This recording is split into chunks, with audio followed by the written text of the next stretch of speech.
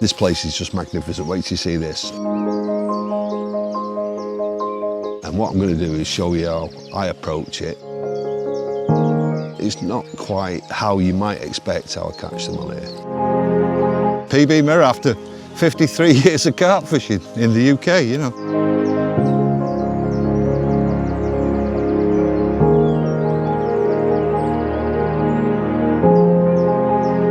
How nice is that? It's one of them great days today that us anglers really sort of dream about, you know.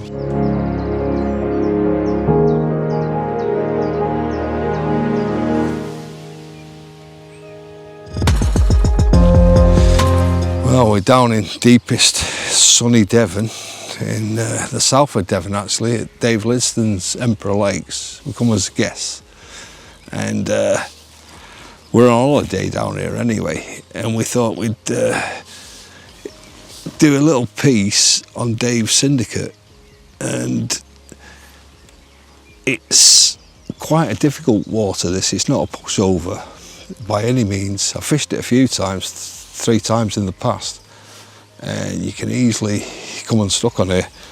Anyway, we were down on holiday, and we thought, what a great place to do a little film for you guys. And we come down, got it down here about dinner time, and I left my disgruntled wife and daughter at our holiday accommodation, and I brought my lad Guy down with us, and we were having a chew over whether we'd actually, because it's been red hot, we've had glorious weather for holiday, but for fishing it's not been all that. Anyway, we came down and chose our swims, and the fish were quite active actually, and we thought, do you know what, it's looking quite decent. We've had the first bit of cloud we've had for a week, and we've seen some fish moving, so Guy chose his swim, and he had a 21 common earlier, and we were just about to call it a day, go to bed, out, get a bit of kip, because it's been a bit of a long day, you know it's like when you're setting up, and then mine's just ripped off. I thought it was a small fish to start with, but it's given a right old tussle.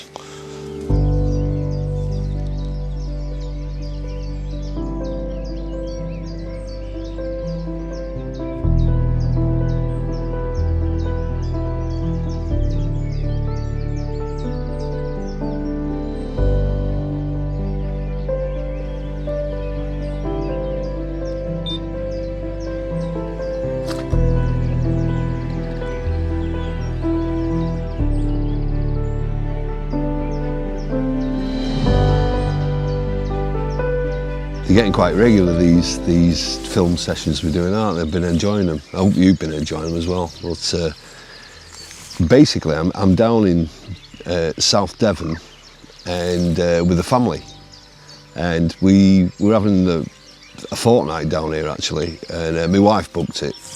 Never asked me, she just booked it, and I thought, oh bloody hell, you know, it's just at the peak time for fishing, isn't it? And then I thought, never mind, it is what it is. Anyway, we've had a cracking time, and then I had a bit of a brainwave. I decided that our next little sort of vlog or video would be whilst we're down at Emperor Lakes in Devon.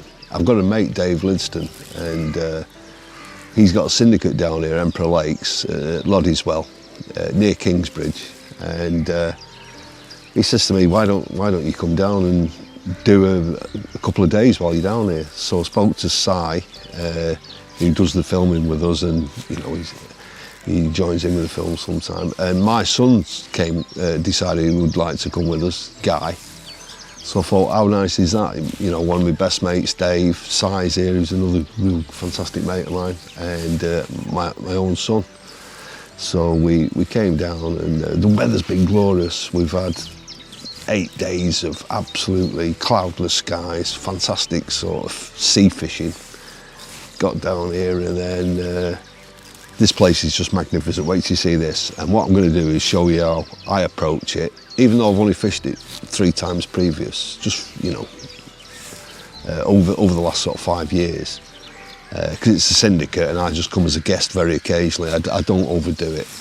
So I'll show you I've caught them in the past, and it's not quite how you might expect how I catch them on here. So we'll go into that and I'll give you a few tips and bits as I always do. So see you in a short while.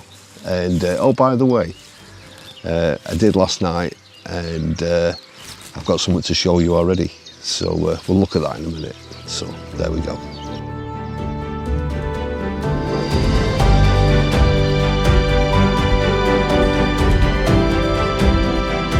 Not weighed it yet, but we'll wait in a minute and let you know how big it is for those that like that sort of thing. To me, when they look like this, it's an old cliche, but the weight's immaterial, isn't it, really?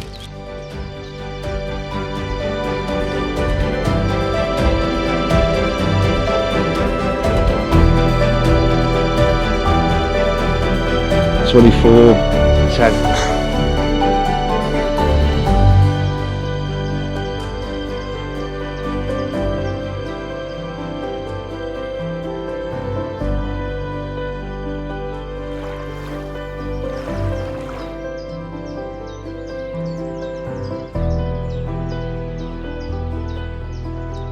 Let's just show you what I'm using down at Emperor Lakes. I use this on a lot of waters actually. Got a safety clip. I'm using a 5-ounce lead. It's quite silty, this place, in places. I'm getting a good drop where I'm fishing because I've checked the bottom out. So I'm still using quite a long hook length. Some people get obsessed with using really short hook lengths, and you don't always need to do that. And just in case, I'm using it, I suppose, about 8 or 9 inches long. And one of Dave's rules on here is that you've got to use anti-tangle tubing. You can't use fixed leaders or shock leaders or anything like that. A lot of the time Dave tends to fish naked without any tubing, but I like a little bit of protection for the fish and anti-tangle properties. And you'll notice I'm using some quite big pieces of putty, the heavy metal stuff. And I like that. I've talked about it before, but I like that extra weight when the fish is picking it up. And I'm going to tell you something now. I'm using straight bottom baits, no wafters, no nothing. All I'm doing is tipping it with a piece of Enterprise corn, which is the pineapple and then butyric, which was a cracking thing. And I very rarely put a hook bait out without a piece of corn on the top. I usually include some corn in the mix. This place has got a lot of nuisances in, a lot of roach, and they're quite big roach and rudd, and they're cannibalistic. They're attacking any kind of small pellets and corn. So my approach has been using boilies primarily, but I still tip it with the corn as a sight bobber. And I'm casting over to the margins over there. It's about 5 foot deep. The bottom's reasonably firm, and I've got a waterfall coming in, which is like a magnet for the fish. So I've never actually been able to fish this swim before, so this was available, so I've come in here. And anywhere where you've got an inlet or anything like that is always worth investigating, because the fish like the extra oxygen. We're in the end of May, and basically the water's warm and the extra oxygen's like a magnet for them, and the food and nutrients it brings in. So there we are. So we've got a 5-ounce lead, 9-inch hook length. I'm using a slip D-rig with a size 5 curve hook. A lot of people use the dissolving PVA foam. What I tend to do, you've got to be careful, particularly in winter, how you put the foam on. What I tend to do is I'll lay one piece down like that, so the hook's not stuck in the foam. Then you lick another piece and then stick it across it. So it's just sandwiched it basically. A bit more. There we go. And what you tend to get is after a couple of seconds, those two pieces will just split and pop to the surface. So you've got a target to aim for when you're catapulting bait in. And it stops tangles, and it's pretty sort of bulletproof really. You're not going to get any problems with that.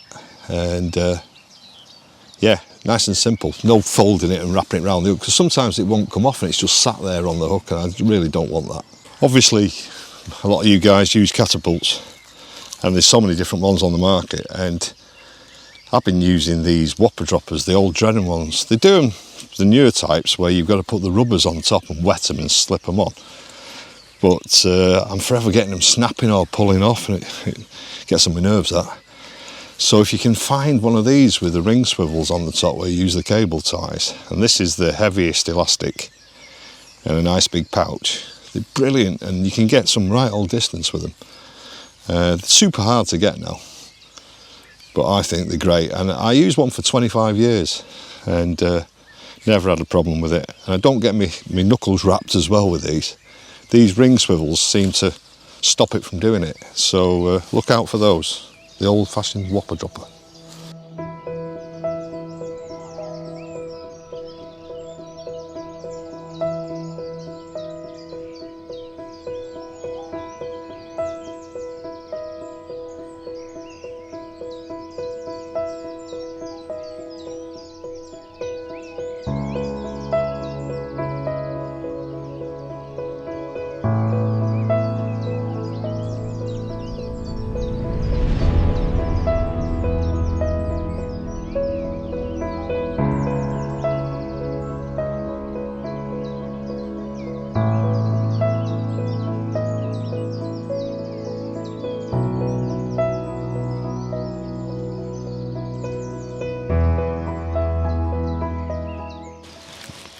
So, think on you lot, try a bottom bait for a change, instead of all your bloody Ronnies all the time and all the rest of it. Not that I'm knocking them.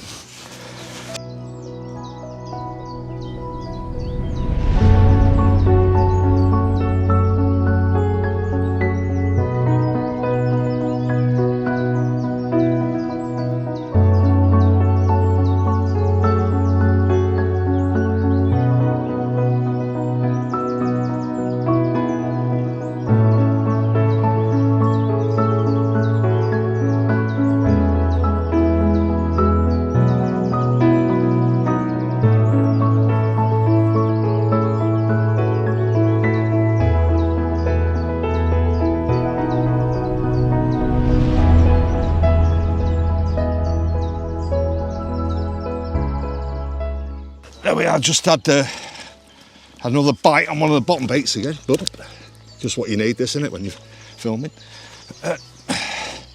Got this one, not weighed it yet. Oh, come on. And had 5 now, would you believe? So it's been a mega session so far, and we're quite early in it, we've not even been in, you know, 24 hours, nothing like it. Oh, it's didn't half scrap, this rascal, so it's still full of it as well.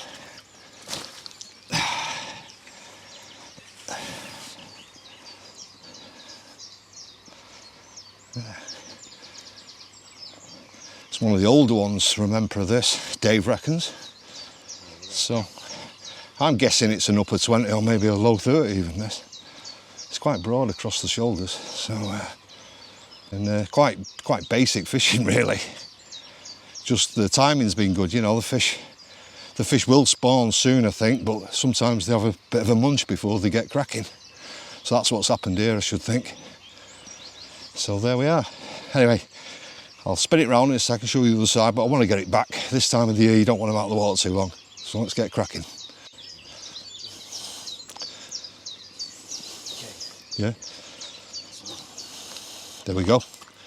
Lovely. Let's get him back, or he or she.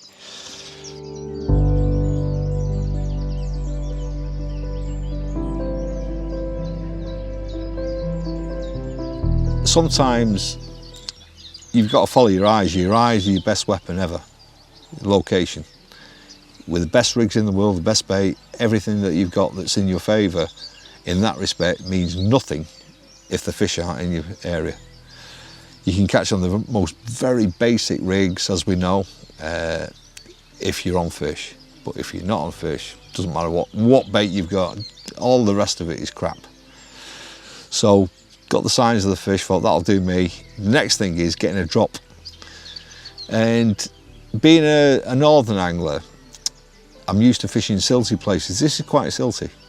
And You don't have to panic if you don't get a crackdown. There's a bit of news.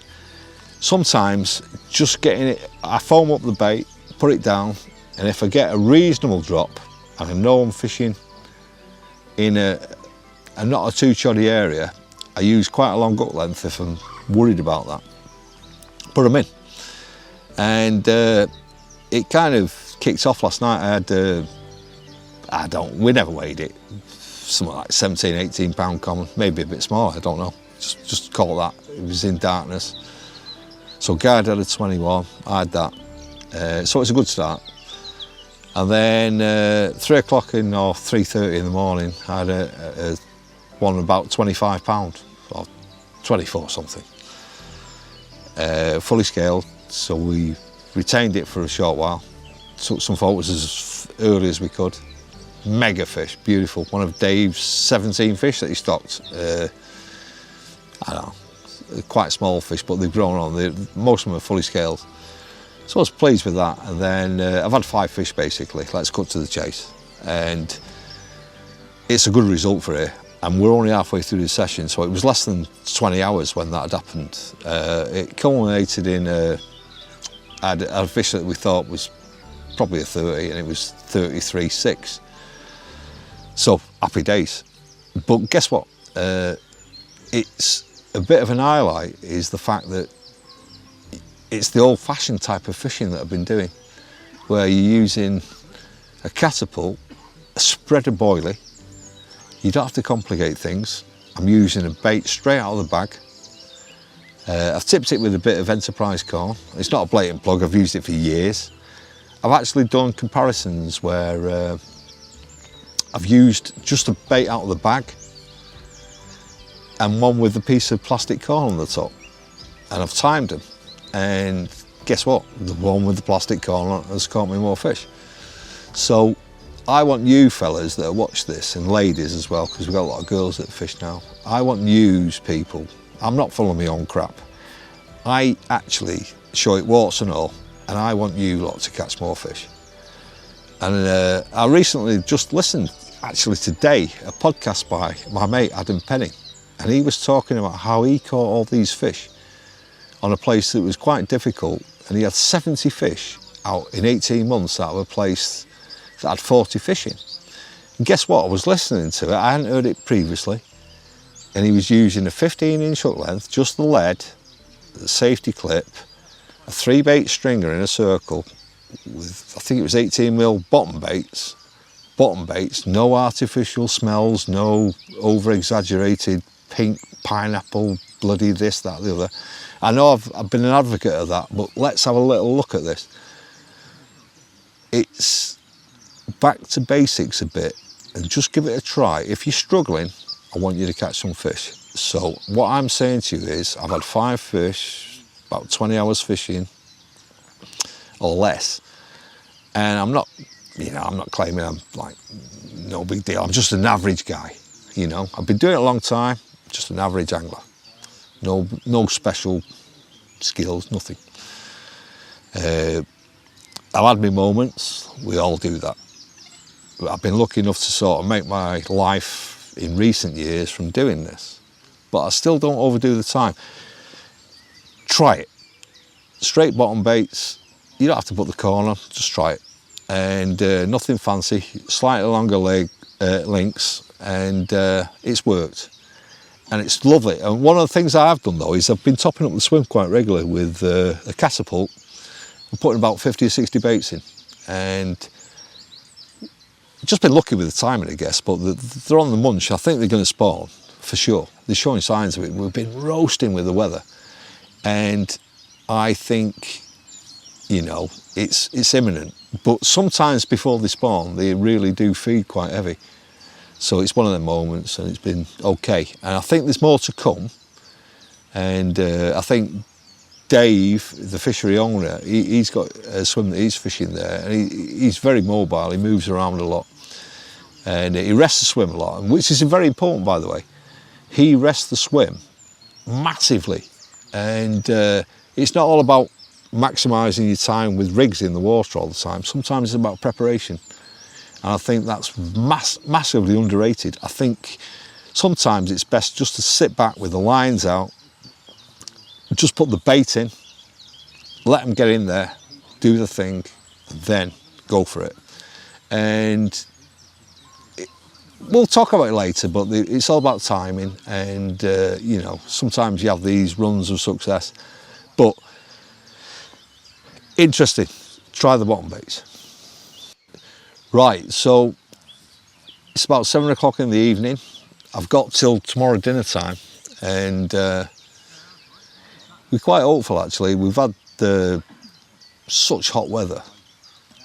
It's one of them sort of 50-50 jobs where you think they're all popping up on the surface, but the nights are getting cold. And in Devon, they've had a lot of rain for 2 weeks before we got down. I just happened to be on a family holiday and we decided to coincide this. So I thought it'd be good to tie it in and see my old mate Dave. And my son's already down here, and then come and see Si as well. So we kind of married it together. So what we're going to do is see how tonight pans out, and then I'll keep you posted in the morning. If anyone wants any information about any of the products, anything to do with fishing, please message us, and we're here for you. Okay, so I'll let you keep you posted. See you tomorrow.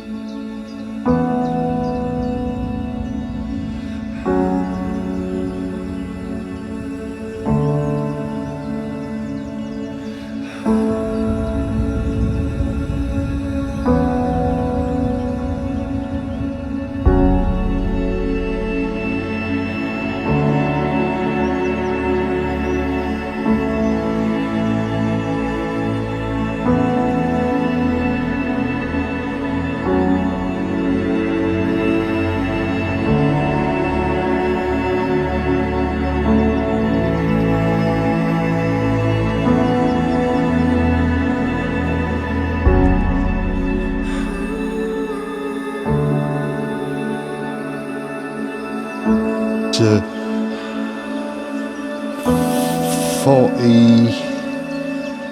48, just under 48, 48 and a half. It's a personal best, right? Yeah, it's a personal best, that, yeah. Fantastic. Nice one.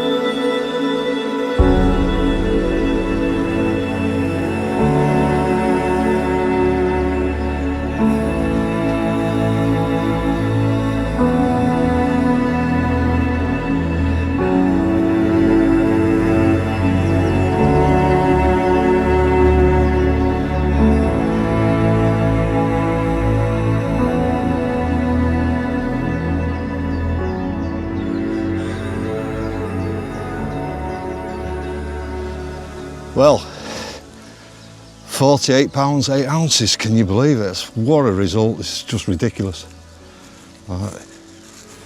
Really happy with its beautiful fish as well. Hell of a chunk.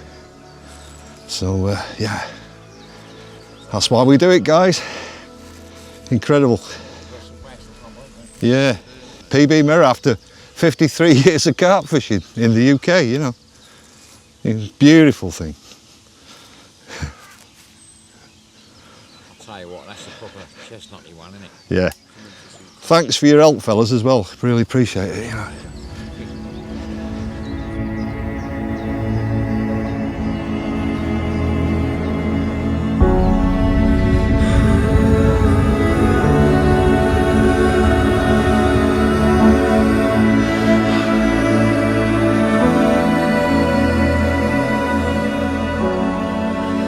Lovely, lovely, lovely, lovely. Well done. Smashing, thanks guys. Nice one, team. How nice is that? It's one of them great days today that us anglers really sort of dream about, you know, so it's lovely.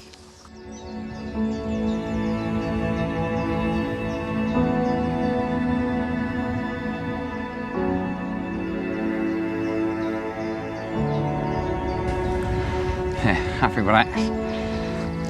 Got some blooming great apple slices this side. Yeah, this one is We've got a lot of scalies in here now, but I actually don't recognise this one, and it looks like the old shape. So, curtain's intact though.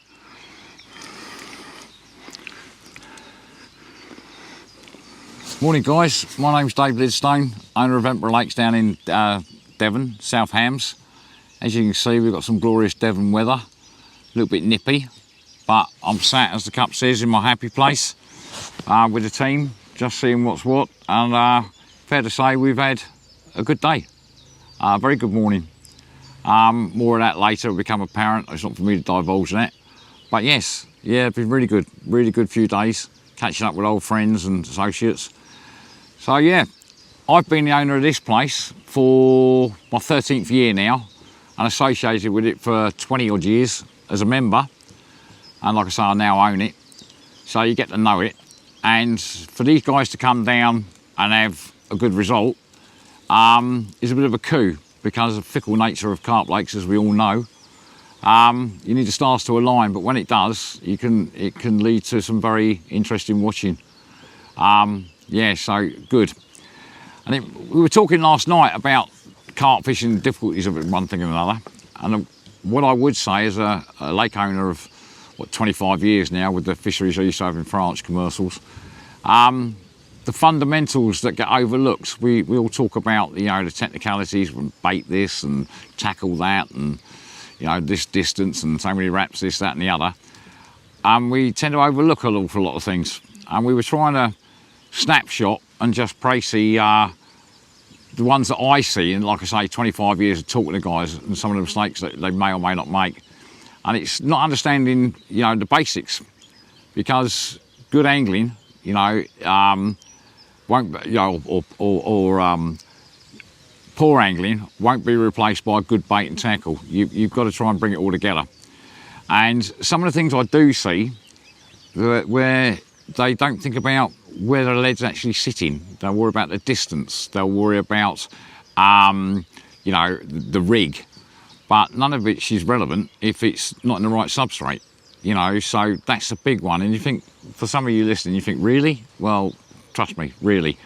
Another thing, lead sizes. Nobody thinks about lead sizes. It seems to be the obligatory, you know, 3 to 4 ounce. Nobody thinks about light leads, running leads, you know, the shape of the lead, all the rest of it, where it's sitting, what job it's trying to do. And I think what we were talking about last night was just trying to say, you know, if we dot the I's and cross the T's on all of it, before you know it, you've improved it and tidied up your act, and it has massive inputs and differences, you know, length of hair, you know, for the mechanics, this sort of thing.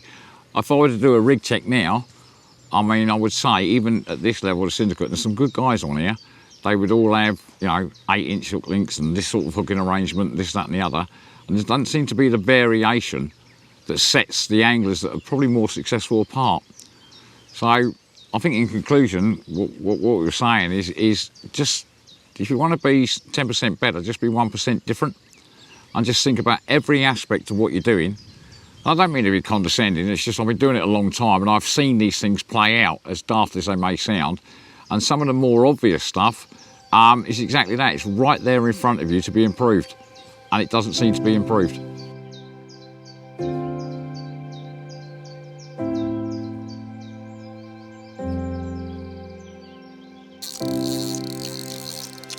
You're going to have to stop it soon because you're going past that island.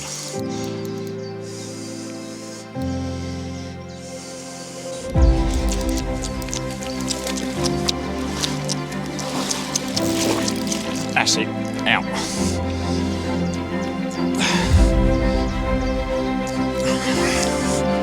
Right. No, come on.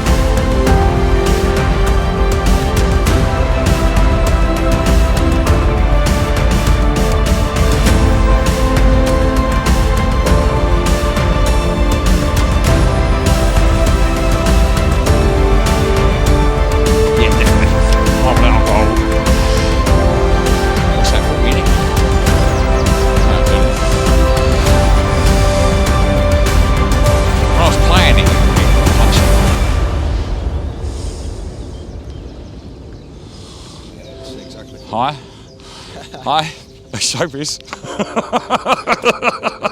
Happy day. Come on in. Ready, guy?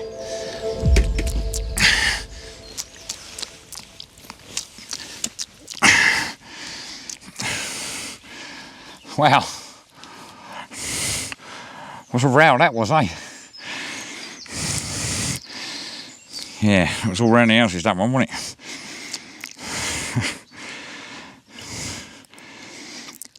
Thoroughly good morning, Mr. Warwick. Fantastic day. I'm chuffed to bits, I've got to say. You're like a dog with two there, Dave, aren't Well, because I lost one earlier, doesn't mean it? I'm down at Emperor Lakes, owned by Dave Lidstone. He's very kindly let us come down for a session with Frank and Guy, his son, that is Guy. And yeah, I had a bit of a tough first 24 hours. I lost a fish and then it all went quiet in my swim, but it's come good in the end. I've got an absolute chunk of a mirror to show you here, so I'm going to do my best to show you right now. He's probably a bit lively because he's been sat there resting up.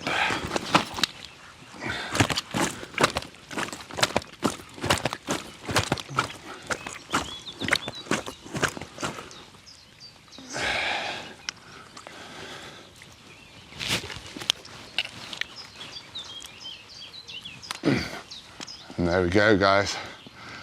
That's 38 pound, 6 ounces of Emperor Lakes mirror. I'm absolutely blown away because I was mostly just working on this trip. So to get a bonus fish like this just before I'm packing up has made my trip worthwhile.